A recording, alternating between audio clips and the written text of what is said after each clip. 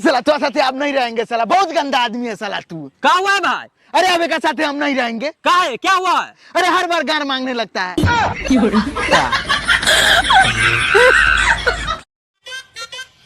अरे तू यहाँ? अच्छा पहचान लिया अपना बाप को।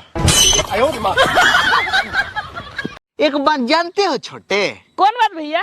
तोहर भाभी न बहुत अच्छी मिली है, जो मांगते हैं न सो हमको देती है।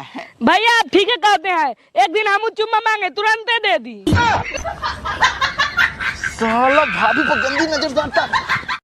नमस्कार प्रणाम फिल्म। अरे रिपोर्टर, तुम्हारी गर्लफ्रेंड हमारा बार बार गवार गवार काहे कहती है रे? अरे तू गांव से है ना, एल गवार गवार कहती है। अच्छा शहर से रहते तो भतार कहती।